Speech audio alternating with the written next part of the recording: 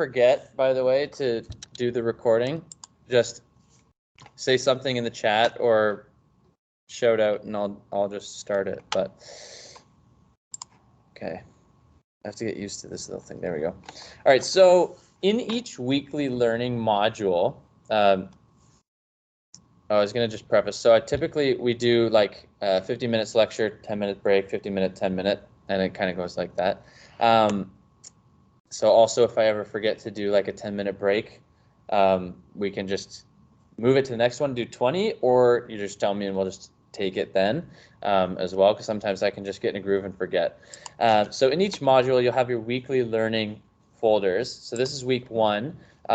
It's pretty light. It's an introductory into data visualization. So this course is designed basically if you do have history with data visualization, but if you've also never done it before, you're going to learn something. So if this is brand new to you, it's going to pick you up and catch you up so that everyone can learn at the same pace as well. So each section, each weekly module, so I think the week 2 is open as well for you guys right now, we'll have these little introduction, learning objectives, and to-do list sections.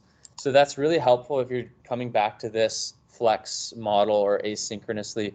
So you can read through, okay, what was the objective of this week? What was I supposed to learn? And then what is my to-do list? So the to-do list here, review the content provided and post any and all questions on our discussion board. In the discussion board, you can find right on the left-hand side here. So the weekly learning will have all our weekly learning, assignments and tests, obviously is our assignments and tests, and then any of your questions for the discussion board. Now let me know, can you guys see this on your Blackboard? I don't know if it's, yeah, you can. And you can see all of them? Awesome. So there's basically a forum for a whole bunch of different things. There's a forum for just general discussion to share your thoughts and exchange ideas about the entire course, which is here. So if you want to do that at any point, I'll check in and I'll see that you've posted something. That's like a general. For welcomes and introductions, if you guys are doing this asynchronously, you can do that photo activity, but you can also post here. And then, once you've reviewed the syllabus, if you have any questions about the syllabus or the course content and you're doing this asynchronously, then post them in that welcome and introductions discussion forum. And it's totally okay if you want to say that you're new to this field or you're new to data viz, that you can say that. That's your experience. That's totally fine to share. And then each module will have its own discussion forum. So we're starting module 1 today. So we can use this discussion board to keep the conversation going on any material, assignment details that pertain to module 1 of the course. So, we're talking about design thinking, developing intuitive user interfaces, and efficient user experience, so UI, UX type things. So share your thoughts here about the user-centered design process, okay? And then if you have any feedback, that's this last one, any feedback about the course, constructive opinions, any feedback you offer here will be used to improve the course, so just feel free to join that discussion forum there. Okay, so you can find that again on the left-hand side here.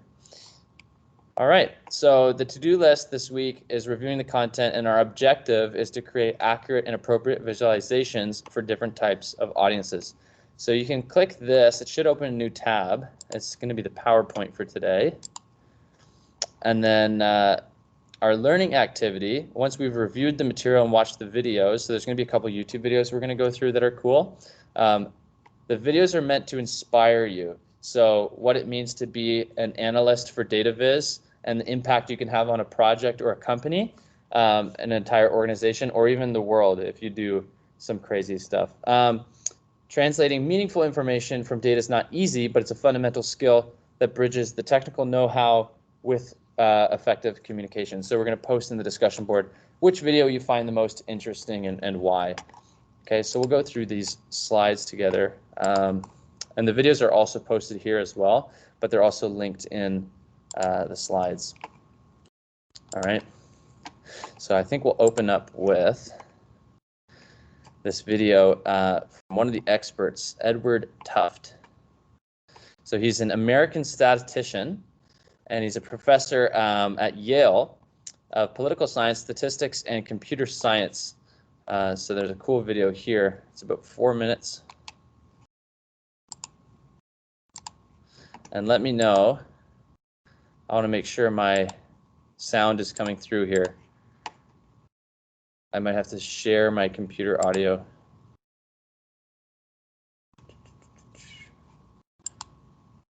Go like this.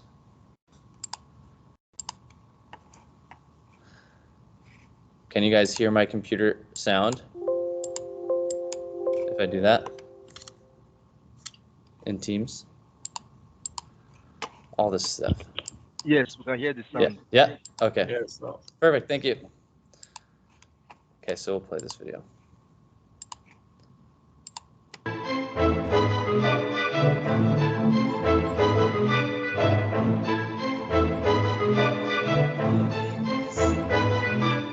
Evidence that bears on questions of any complexity typically involves multiple forms of discourse. In modern scientific research, for example, about 25% of published materials are graphs, tables, diagrams, images. The other 75% are words. The spirit of real science application is whatever it takes to explain something. And here's the big point. Evidence is evidence whether words, numbers, images, diagrams are still moving. The information doesn't care what it is. The content doesn't care what it is. It is all information. And for readers and viewers, the intellectual tasks remain constant, regardless of the particular mode of evidence, to understand and to reason about the materials at hand, and to appraise their quality.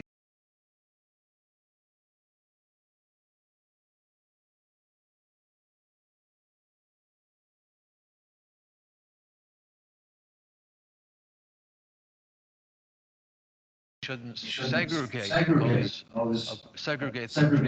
by the modes of production, because the user, what the user has to reason about, it doesn't matter. It's all content. That truly then is content-oriented design. Matthew Paris, some 750 years ago, was constrained to produce the conspicuously squarish map of Britain. A note on the map, which was drawn around 1250, explains this distortion. The whole island should have been longer if only the page had permitted. It sounds like a web designer, doesn't it? Something that the great John Tukey once said, a bit demagogically, but it's true, which is that we want to be approximately right rather than exactly wrong. We would rather have people, the viewers, Professor, the sound is echoing. Not clear. It's not coming through? Professor, sorry to interrupt. The voice is echoing, so I can't hear clearly. Oh, it's not. Oh, it's echoing. Oh, I'll mute my microphone. Sorry. I think it's probably coming through the microphone and then echoing. So let me know if this is better. Sure, sir.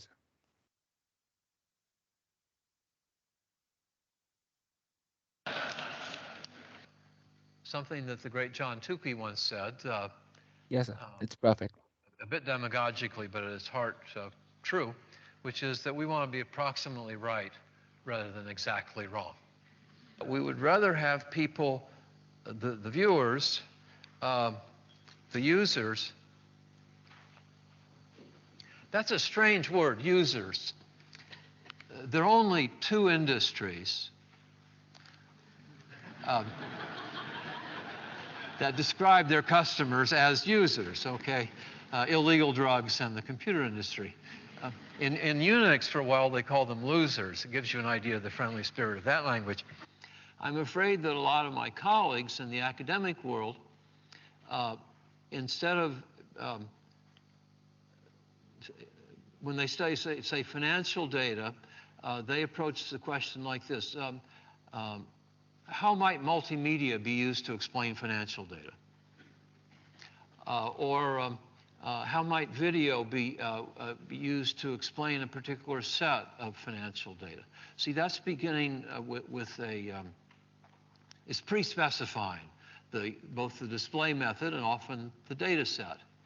But to do good work, your attitude should be whatever it takes, that you don't pre-specify the particular types of data. You learn as you're analyzing what you need, and you don't pre-specify one mode of display in advance. You do whatever it takes. We at least want to be in the business of where content matters. It's not just somebody positioning or showing they can read aloud from bullet points that content matters.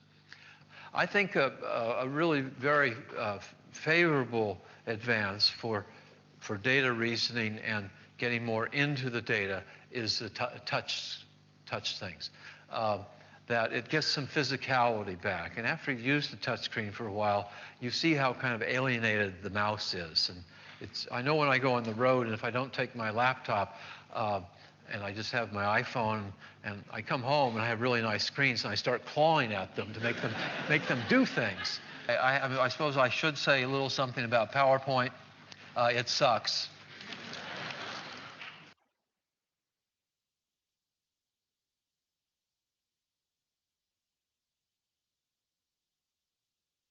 There you go. I gotta remember I have to unmute myself after that. But okay, pretty funny video there. Any thoughts on some of the things he noted? First of all, 25% of all the published data is visual. Yeah, that's crazy, eh? Yeah. 25%, so a quarter, yeah, of all data. Yeah, you're gonna say something?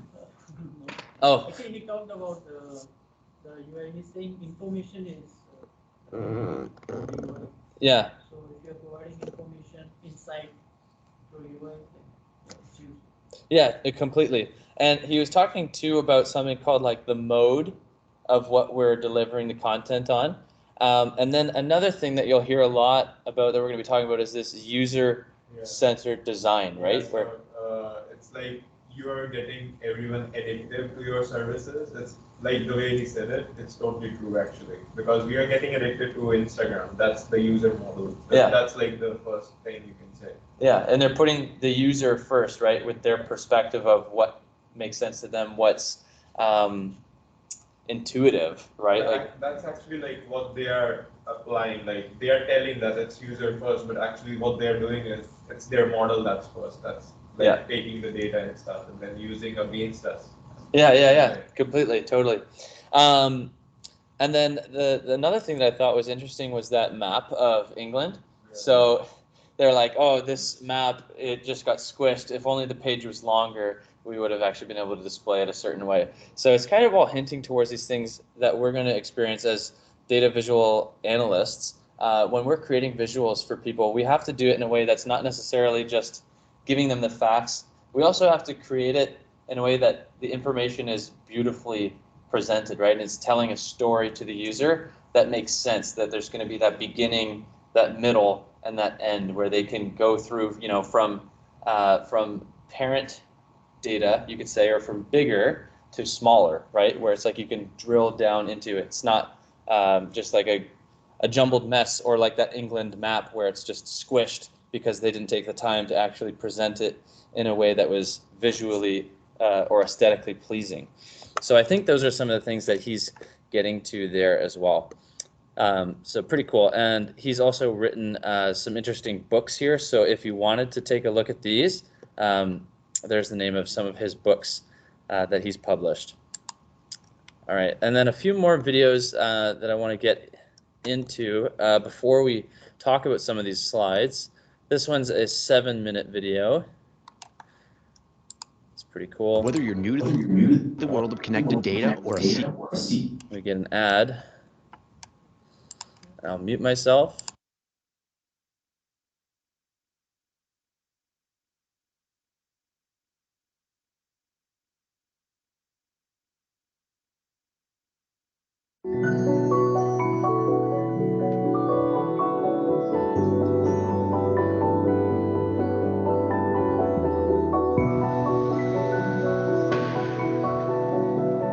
In the arrangement of visualization, every single pixel should testify directly to content. As Johnny Ive, the great Apple designer, said, we spend most of our time getting design out of the way. it's got to get out of the way because it's about the relationship of the viewer and how they reason about the content. Style and aesthetics cannot rescue failed content. If the words aren't truthful, the finest optically letter-spaced typography won't turn lies into truths. There are enormously beautiful visualizations, but it's as a byproduct of the truth and the goodness of the information. The big steps in showing information began all with cartography about 6,000 years ago when the first map was scratched into a piece of stone. And that has wound up now with the most widely seen visualization in the world, which is Google Maps, where people are using a visualization to actually do something. The next big step was the development of real science. Galileo got his telescope going. He saw things that had never been seen before. He made beautiful drawings of sunspots, and he watched the sun for about 40 days, and he did engravings of the sunspots, so he visualized what he saw. And so the history of visualizing data is very substantially a history of science.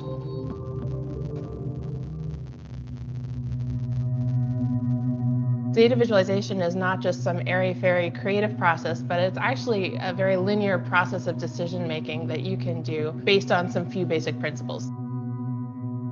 3 things should inform your design always. 1 is you as the designer, what you have to say and what you want to communicate. 2 is the reader. That reader is not you, and they're going to come with their own context and their own biases and their own assumptions, and you need to account for that. And 3rd is the data itself and what that has to say and how that informs the truth. There's a lot of subconscious brain activity happening. We evolved for it to happen that way. We evolved to see things and make snap decisions. Are all those lines in the grass just dried grass, or is that a tiger that's coming to eat me? We have to be able to recognize those patterns right away and make snap decisions on them in order to survive.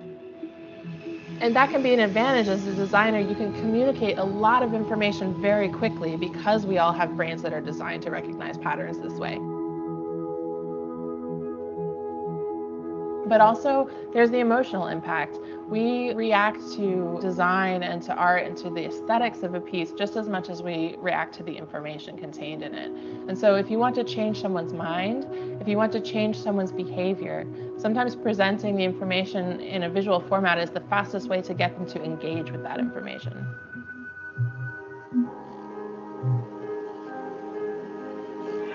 Truth is one of those ambiguous things that you can't really define and probably changes and evolves the more understanding you have. Data itself is a result of research, so I would say that data is just a clue to the end truth.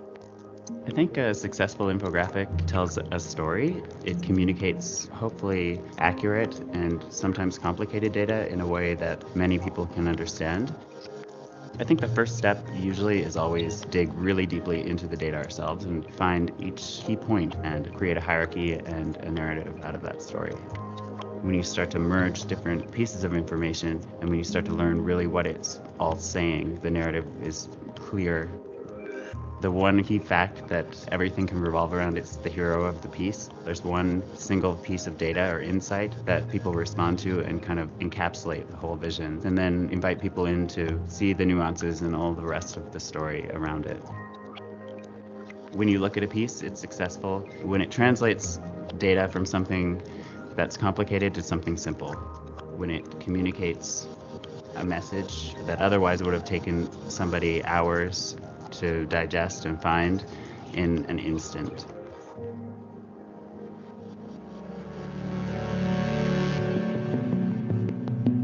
My deepest interest lies at the boundary between data and culture. Data are measurements of something. And in very many cases, those some things that we're talking about are human systems. We're dealing with data systems that are larger than anything that humans have ever built or experienced before. And these really large systems, things happen within them that are emergent. For example, A-Change combines shot footage from airports for pretty much every airport in the world, and then air travel data as well. So the central idea was to show people that every time that you're in an airport, you are standing on the surface of a system that is almost too complex to comprehend. At any given time, there are more than 1 million people in the air. And so there's another purpose of data visualization. There's revelation, which is show us something that we've never seen before. This is, for me, much more exciting. Anybody can visualize data in Excel and see some bar charts. For me, it's about showing them something in this kind of loose narrative frame that they can interpret. So we show them some pieces of the picture, and the idea is that they can sort of stand back from that and watch it pass for a little bit and come out of it with some deeper understanding. Part of it is leaving it open to interpretation, but part of it is also not really knowing. I don't have some masterful understanding of this system that you don't. I have some ideas about how these systems might be changing and how they might be growing and how they might be important to our culture and society. And I want to share some of those ideas with you, and maybe you can put together something that I wouldn't have been able to put together. I think in general audiences are a lot smarter than a lot of people think. So it's not know your audience, it's respect your audience and really know your content. That's what you should be knowing and reasoning about. Look after truth and goodness, and beauty will look after herself. You want to see to learn something, not to confirm something. We usually see to confirm things. It's very economizing for the brain. How can we see not to confirm, but to see to learn?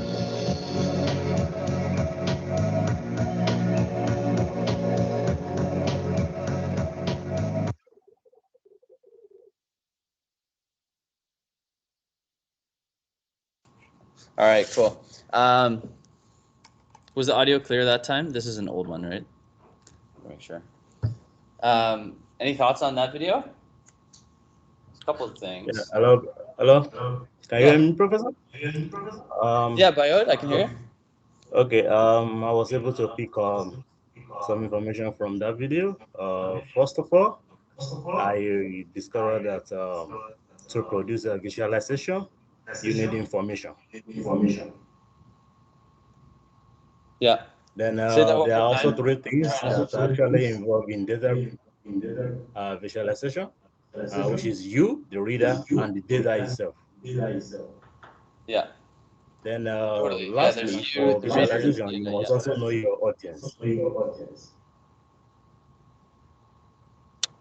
Thank you. Totally. Yeah. Thanks, Bayod. Perfect. Thank you for sharing. Yeah. So those things, the 3 things that you said there that stuck out. So the 3 things is you will have a bias when you make the data. Then the other thing to think about is your user.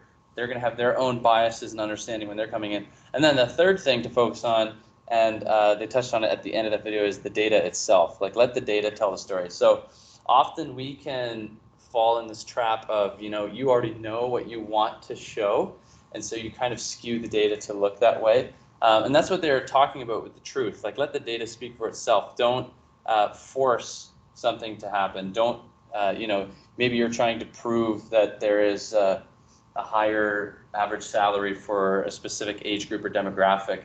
And so you're looking in those places and you're trying to use certain data visualizations to do that. Whereas if you just let the data speak for itself and, make a beautiful image that can portray these things, you let the user interpret it themselves, right? Because each person's going to come in differently, and allowing it to be open so that they can explore different pathways or different meanings in the data is a really important thing as well. Yeah. Anything else? Noted. Yeah. I also could see that math is an important part of visualization. Math? Yeah. Yeah, for sure. What part of the video were they talking about math? Oh, like the science, like at the very beginning with like Galileo and stuff. Yeah, where it all stems from, right? Is that? Yeah, for sure. Cool. Awesome. Let's come back here. And this one is a longer one. This is an 18-minute video. So we'll take a break after this one. But this is cool too. It's talking about the beauty of data visualization. So it's a TED Talk by David McCandles. It's kind of cool. So I'll mute.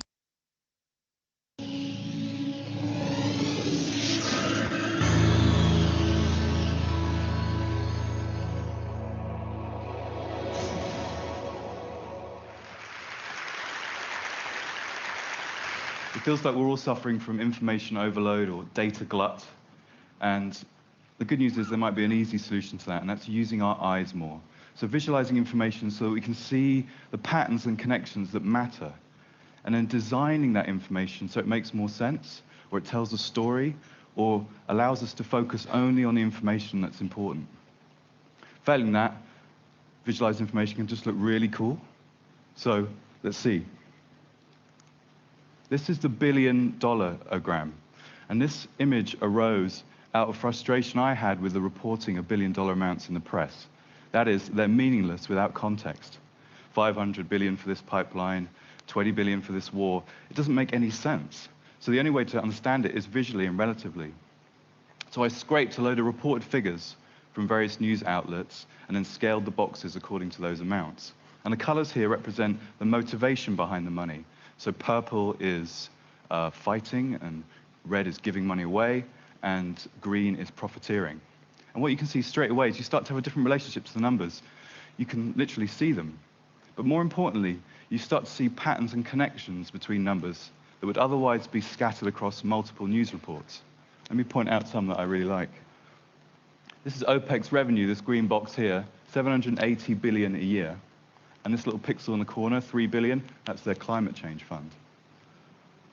Americans, incredibly generous people, over 300 billion a year donated to charity every year, compared with the amount of foreign aid given by the top 17 industrialized nations at 120 billion. And then, of course, the Iraq war predicted to cost just 60 billion back in 2003, and the mushroomed slightly. Afghanistan and Iraq mushroomed now to 3,000 billion.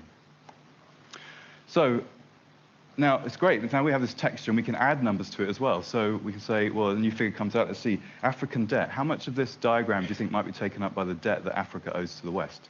Let's take a look.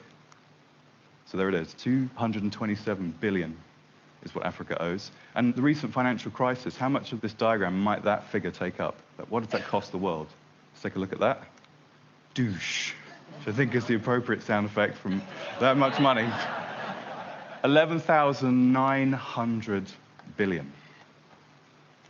So by visualizing this information, we turned it into a landscape that you can explore with your eyes, a kind of map, really, a sort of information map. And when you're lost in information, an information map is kind of useful.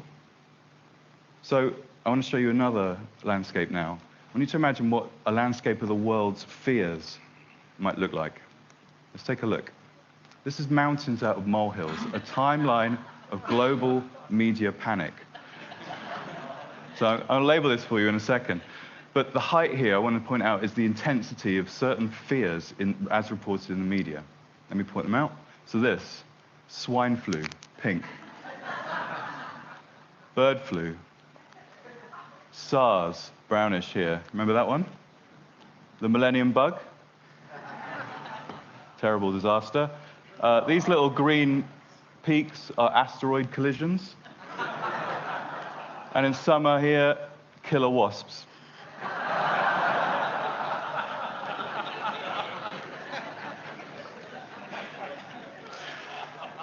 So these are what our fears look like over time in the media. But what I love, and I'm a journalist, and what I love is finding hidden patterns. I love being a data detective, and there's a very interesting and odd pattern hidden in this data that you can only see when you visualize it.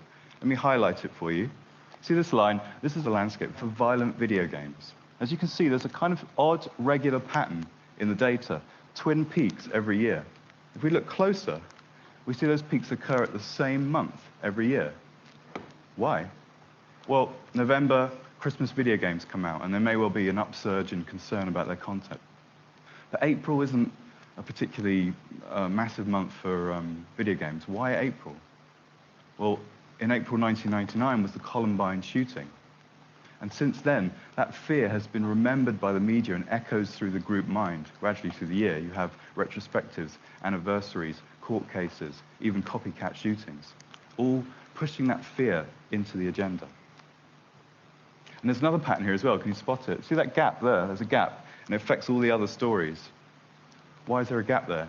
You see where it starts? September 2001, when we had something very real to be scared about.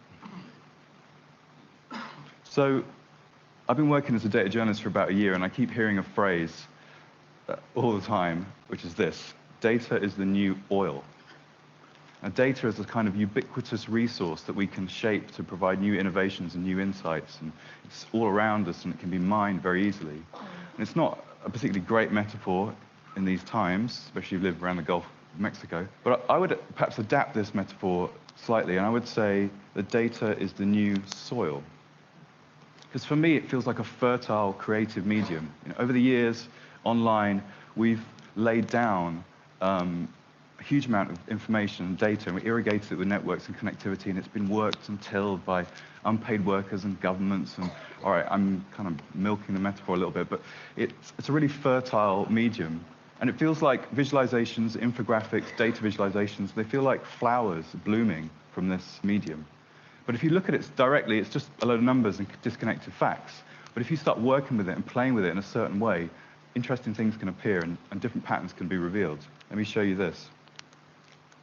Can you guess what this data set is? What rises twice a year, once in Easter, and then 2 weeks before Christmas, has a mini peak every Monday, and then flattens out over the summer? I'll take answers. Chocolate? You might want to get some chocolate in. Any other guesses? Shopping. Yeah, retail therapy might help. Sick leave, yeah, you'll definitely want to take some time off. Shall we see?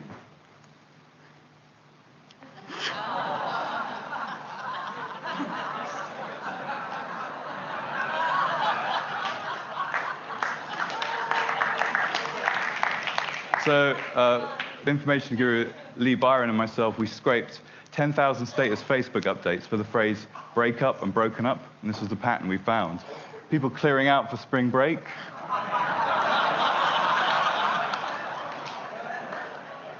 Coming out of very bad weekends on the Monday, being single over the summer, and then the lowest day of the year, of course, Christmas Day. Who would do that? So there's a titanic amount of data out there now, unprecedented.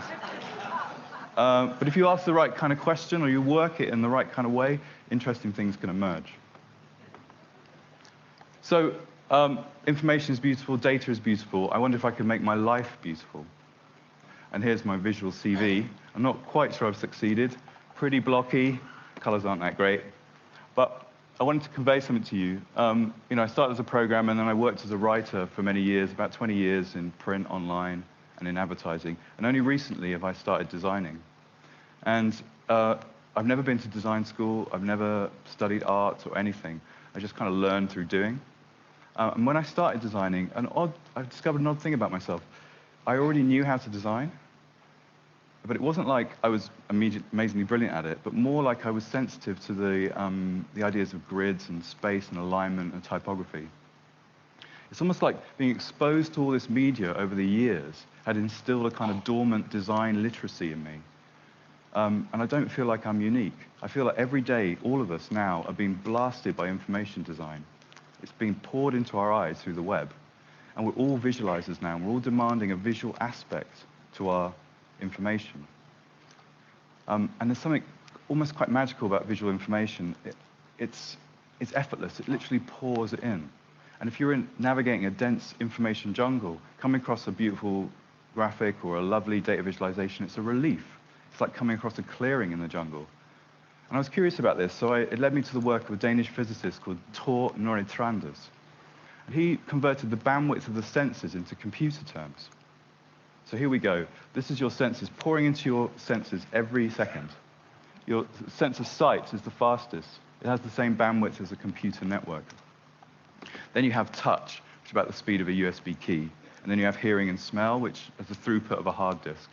And then you have poor old taste, which is like barely the throughput of a pocket calculator.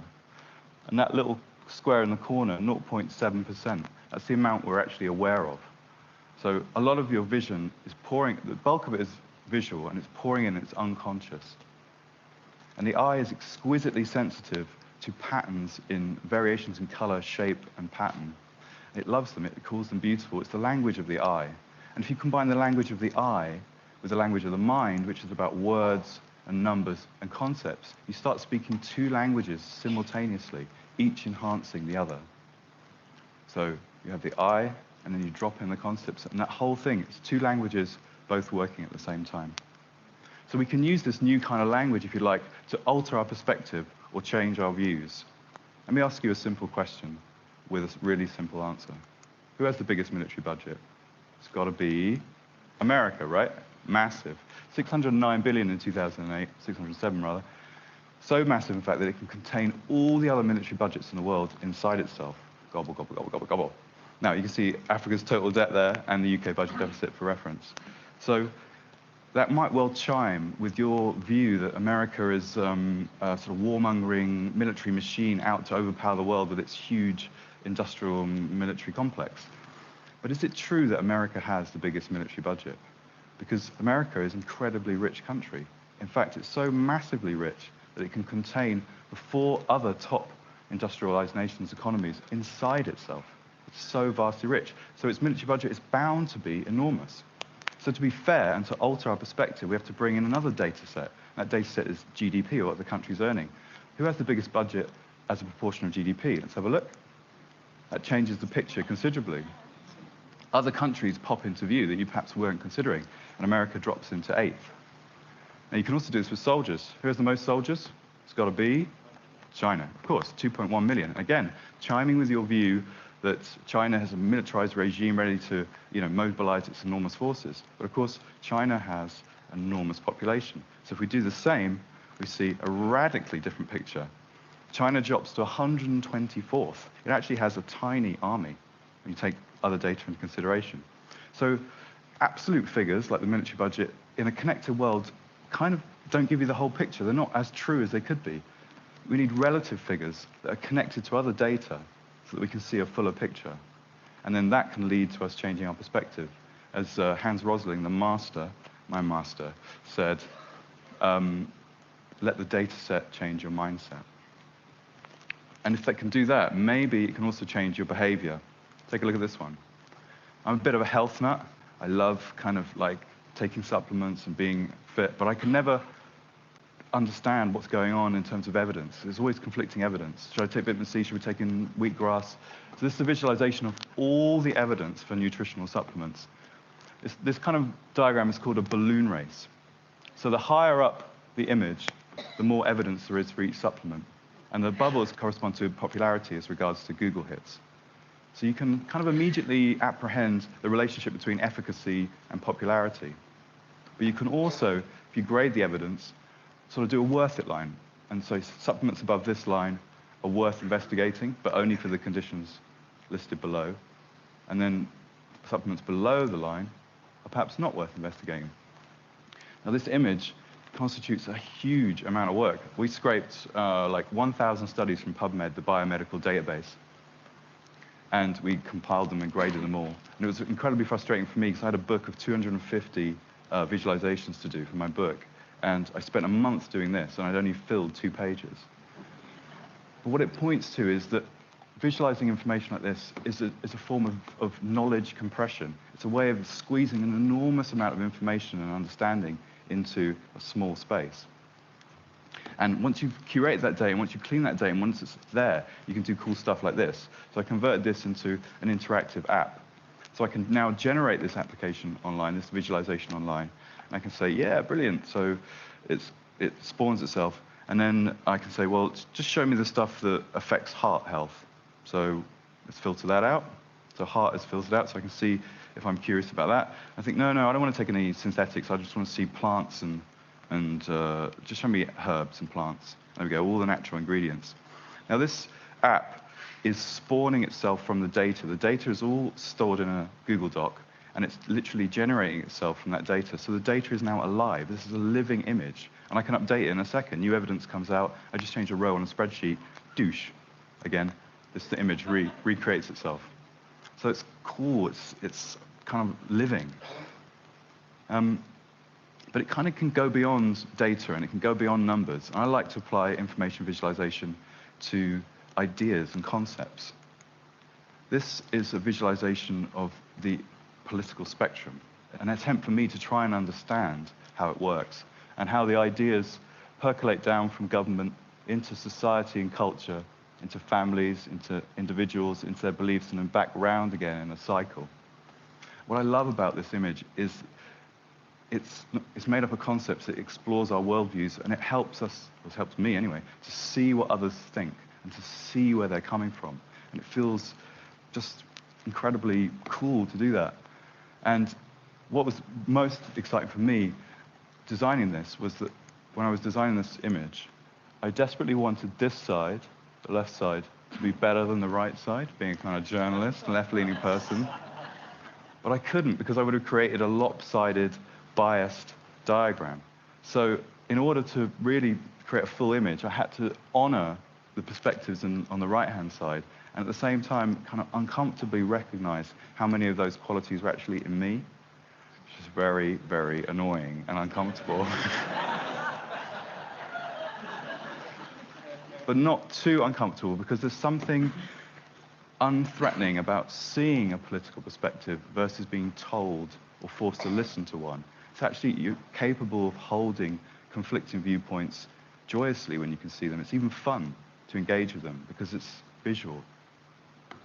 So that's what's exciting for me, seeing how data can change my perspective and change my mind midstream. Beautiful, lovely data. So just to wrap up, I wanted to say that it feels to me that design is about solving problems and providing elegant solutions. And information design is about solving information problems. And it feels like we have a lot of information problems in our society at the moment, from the overload and the saturation to the breakdown of trust and reliability and runaway skepticism and lack of transparency, or even just interestingness. I mean, I find information just too interesting. It has a magnetic quality that draws me in. So visualizing information can give us a very quick solution to those kinds of problems. And even when the information is terrible, the visual can be quite beautiful. And often we can get clarity or the answer to a simple question very quickly, like this one. The recent Icelandic volcano, which was emitting the most CO2? Was it the plains or the volcano? The grounded plains or the volcano? So we can have a look. We look at the data and we see, yep, the volcano emitted 150,000 tons. The grounded plain would have emitted 345,000 if they were in the sky. So essentially, we had our first carbon neutral volcano. Yeah.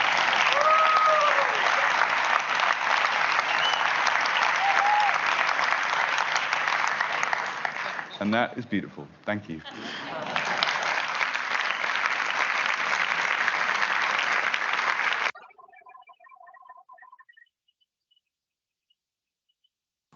Okay, cool. So a couple things about that. We'll take a break here in a sec, but yeah, you'll notice a couple things that have been maybe a theme through the 3 videos, where it's like it's more than just these numbers. You're telling a story, and it's about making it beautiful.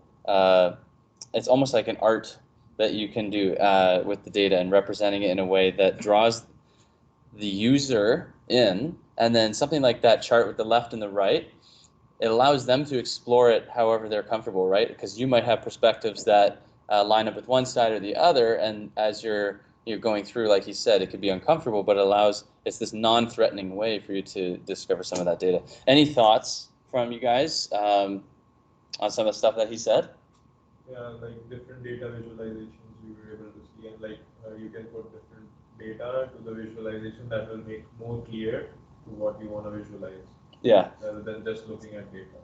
Right, like for example, like he was talking about the size of the armies. Yeah. It's like, well, once you put in perspective to like the population percentage or the GDP of like what percentage of their GDP do they spend on their army, then you get a whole different story, right? You get a whole different picture of, yeah, totally. And it's important to keep that. Yeah. I would say what I kind of, well, I kind of knew it already, but with these videos, it's all about data visualization being used for business, such as marketing and trying to visualize the whole picture. And people buy with their eyes. As you know. Yeah. And if you have a wonderful graphic showing data, visualizing data, and showing differences in different products or different events and so forth. Yeah. It's very, very interesting. Totally. I was trying to think of, like, did anyone have a specific favorite visual that he showed? There was a couple cool. The mountain one? Yeah, the mountain one. Yeah. Oh, like with the fears? Yeah. The mountain versus molehills? Even that and even the volcano, the plane. Yeah, the volcano was cool. I thought I thought the one with the bricks he showed in the video, it was really good because it was very simple representation. Yeah. But at the same time, it was so rich in information. Yeah. And that's what I have realized in this video. It was really consistent that all the graphics had a lot of information, even though they were really simple. Yeah, totally. So that story of the billions, or even the one at the end with all the vitamins and stuff, it allows there to be a story, right? And as the user, you can decide kind of where it takes you. Like, there's a ton of information that's compiled here, and you can kind of interact with it. That's that user-centered design focus, where you can specify, like, oh, I just want to see stuff that relates to cancer or to heart or just herbs and plants, and you can interact with the data. So when we make stuff in Power BI, we want to try to replicate that, where it's not just bar charts and pie graphs and whatever, because anyone can do that, but it's telling this story that allows it to be interpreted by the user depending on their perspective. So yeah, awesome. Okay, we'll take another 10-minute break here and then reconvene at 12:02. So again, if you want to go for a quick little break, walk, I'll end the recording and we'll meet back up.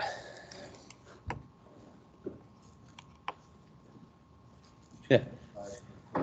Yeah. Sorry, a PDF for this particular lecture. Yeah, so if you come up through weekly learning, it's this right here. So it's the 5th link down. It should open a new tab, and then you can just download it.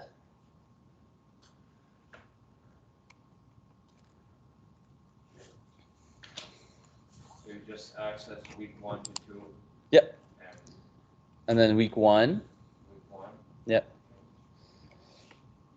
And then the weekly content intro to data visualization is the PowerPoint. Oh. Yeah.